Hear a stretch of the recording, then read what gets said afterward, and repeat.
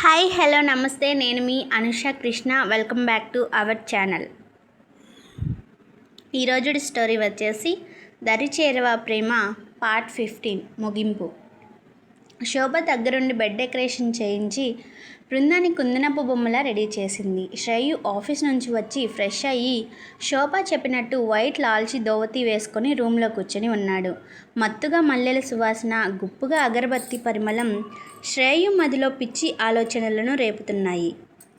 ఇంతలో room door తెరుచుకొని white pure linen శారీలో చేతిలో పాల గ్లాస్తో రూమ్లోకి వచ్చింది బృంద.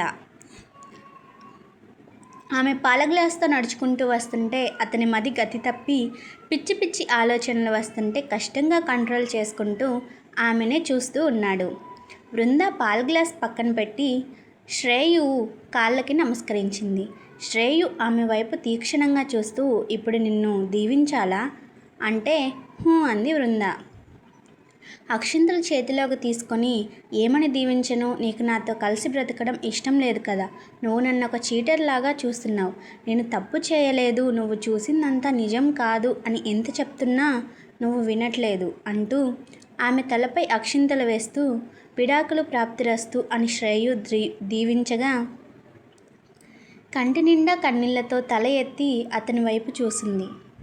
అతని కళ్ళల్లో అంతులేని బాధ ఆ క్షణం బృంద మనసుని తాకింది. శ్రేయు లేచి ఇంటికి వచ్చేటప్పుడు లాయర్ దగ్గర నుంచి తెచ్చిన మ్యూచువల్ డివోర్స్ పేపర్స్ని బృంద ముందు పెట్టి ఒక పెన్ తీసుకొని ఆ పేపర్స్ మీద సైన్ చేసి, నీ ఇష్టాన్ని నేనెప్పుడూ కాదనను బృంద. నువ్వు దూరం అయినా నీ జ్ఞాపకాలతో బ్రతికేస్తాను తప్ప ఇంకొకరిని నా జీవితంలోకి ఆహ్వానించను. ఇలా ఒంటరిగా నీ ప్రేమ జ్ఞాపకాలలో తేలిపోతూ నా జీవితాన్ని సాగిస్తాను అంతే అంటూ దిండు తీసుకొని బెడ్కి ఎదురుగా ఉన్న సోఫా దగ్గరికి వెళ్తుంటే శ్రేయుని వెనక నుంచి హక్ చేసుకుంది బృంద.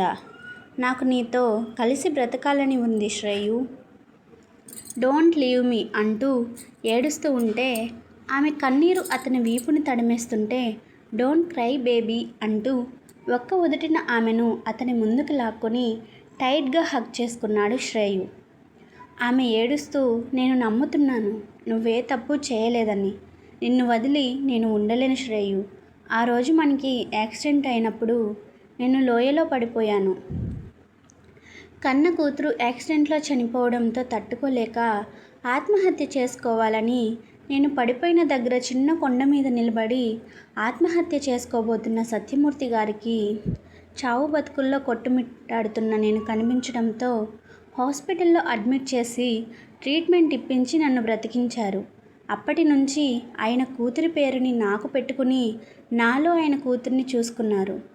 ఆ రోజు కోపంతో నిన్ను కలవకుండా ఆఫీస్ నుంచి వెళ్ళిపోయినా నిన్ను చూడకుండా ఉండలేక ఎవ్రీ వీక్లో 1 డే నీ ఆఫీస్కి వచ్చి చాటుగా నిన్ను చూసుకొని వెళ్ళిపోయేదాన్ని అంటూ బృంద చెప్తుంటే, తప్పు చేశాను బృంద.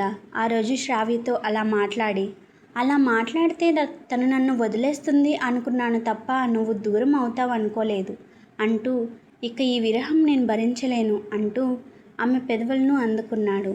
15 నిమిషాల తర్వాత ఆమెను వదిలి ఏదో గుర్తొచ్చిన వాడిలా ఫోన్ తీసుకొని ఆ రోజు నైట్ రిసార్ట్లో శ్రేయు తీసిన వీడియో చూపించాడు. అది చూసిన బృంద, నేను నమ్ముతున్నానండి మీరేం తప్పు చేయలేదని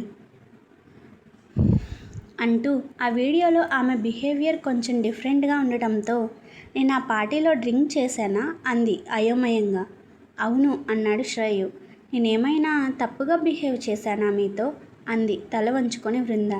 లేదు కానీ ఇప్పుడు తప్పు చేద్దాంరా అంటూ ఆమెను బెడ్పై పడేశాడు. ఆ రాత్రి వాళ్ళకి మధుర రాత్రిగా మిగిలిపోయింది. అపూర్వ గురించి ఆమె భర్త రామ్మూర్తితో చెప్పి ఇంకోసారి శ్రేయు వాళ్ళ జోలికి రాకుండా ఉండేలా వార్నింగ్ ఇవ్వాలని అపూర్వ వాళ్ళ ఇంటికి వెళ్ళి జరిగిందంతా చెప్పాడు దేవాంశ్ వర్మ. ఏంటి బావా మీరు చెప్పేది? అపూర్వ తన ఫ్రెండ్ కూతురితో శ్రేయు పెళ్లి జరిపించాలని శ్రేయుకి యాక్సిడెంట్ చేపించి వాడు ప్రేమించి పెళ్లి చేసుకున్న అమ్మాయిని చంపించాలని చూసిందా అని రామ్మూర్తి షాక్ అయ్యి అడగగా, అవును బావా అని దేవాంశ్ అనడంతో రామ్మూర్తి పక్కనే కూర్చుని ఉన్న అపూర్వ అన్నయ్యకి అంతా తెలిసిపోయింది అని భయపడిపోతూ జరిగింది తెలుసుకున్న రామ్మూర్తి అపూర్వని కాల్ చేసేలా చూస్తుంటే బెదిరిపోతూ దేవాంశ్ కాళ్ళు పట్టుకొని నన్ను క్షమించన్నయ్యా, ఏదో నా ఫ్రెండ్ కోసం అలా చేశాను అంతే అని దేవాంష్ని క్షమాపణ కోరగా, ఇక నుండి నా కొడుకు కోడలి జోలికి వస్తే తోడబుట్టిన చెల్లివి అని కూడా చూడను. నీ ఫ్రెండ్కి కూడా చెప్పు, దేవాంశ్ ఇంటి కోడలు అవ్వాలంటే వినయం విధేయత ఉండాలని. అవి నా కోడలిలో పుష్టిగా ఉన్నాయి. ఈ ఒక్కసారికి వదిలేస్తున్నాను, బ్రతికిపో అంటూ అక్కడి నుంచి వెళ్ళిపోయాడు. నెక్స్ట్ డే విక్రమ్ తన తల్లిదండ్రులతో వచ్చి శ్రావ్య వాళ్ళ ఇంట్లో పెళ్లికి ఒప్పించాడు. శ్రేయు బృంద వాళ్ళ లైఫ్ని హ్యాపీగా గడుపుతున్నారు. ఒకరోజు శ్రేయు ఆఫీస్కి వెళ్తుంటే దారిలో కార్ యాక్సిడెంట్ అయి ఉండడంతో అక్కడ ఆగి చూడగా విక్రమ్ ఉన్నాడు కారులో. చాలా బ్లడ్ పోయి రక్తపు మడుగులో పడి ఉన్న విక్రమ్ని శ్రేయు హాస్పిటల్లో జాయిన్ చేసి వాళ్ళ ఫ్యామిలీకి ఇన్ఫామ్ చేశాడు. విక్రమ్ కొంచెం కోలుకున్నాక అతన్ని సేవ్ చేసింది శ్రేయు అని తెలుసుకొని శ్రేయు పైన ఉన్న పగని వదిలేసి శ్రేయుని కలిసి థ్యాంక్ యూ చెప్పాడు. అప్పటి నుంచి శ్రేయు విక్రమ్ మంచి ఫ్రెండ్స్ అయ్యారు. సత్యమూర్తి గారి ట్రీట్మెంట్ అయిపోయాక బృంద ఆయన్ని ఇంటికి తీసుకొచ్చేసింది. అభి తన ప్రేమ విషయం రాధికతో చెప్పి ఆమెను పెళ్లికి ఒప్పించాడు. విక్రమ్ అభి పెళ్ళి ఒకే రోజు జరిగింది. అందరూ కలిసి సంతోషంగా లైఫ్ని సాగిస్తున్నారు. ఒకరోజు గార్డెన్లో శ్రేయు, బృంద, అభి, రాధిక షటిల్ ఆడుతుంటే బృంద కళ్ళు తిరిగి పడిపోవడంతో కంగారుగా డాక్టర్ని పిలిపించాడు శ్రేయు. డాక్టర్ వచ్చి చెక్ చేసి కంగ్రాట్స్, మీరు తండ్రి కాబోతున్నారు అని శ్రేయుతో డాక్టర్ చెప్పడంతో అక్కడ అందరూ చాలా హ్యాపీగా ఫీల్ అయ్యారు. శోభా గారు కిచెన్లోకి వెళ్ళి స్వీట్స్ తెచ్చి అందరి నోళ్ళు తీపి చేశారు. దేవాంశ్ గారు అయితే వారసులు రాబోతున్నారు అని ఎంప్లాయీస్ అందరికీ బోనస్ ఇచ్చారు. అప్పటి నుంచి బృందాన్ని కాలు కింద పెట్టకుండా చూసుకున్నారు శ్రేయు, శోభ. బృందాకి హెల్త్ అంతా బాగానే ఉండడంతో 9th మంత్లో బృందాకి సీమంతం చాలా గ్రాండ్గా చేశారు. ఆ ఫంక్షన్కి శ్రావ్య, విక్రమ్ కూడా వచ్చారు. అప్పటికి శ్రావ్య 4th month pregnant and Radhika 5th month.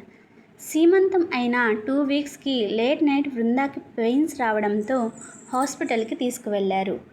6 గంటల ప్రసవ వేదన తర్వాత ఆడపిల్లకి జన్మనిచ్చింది బృంద.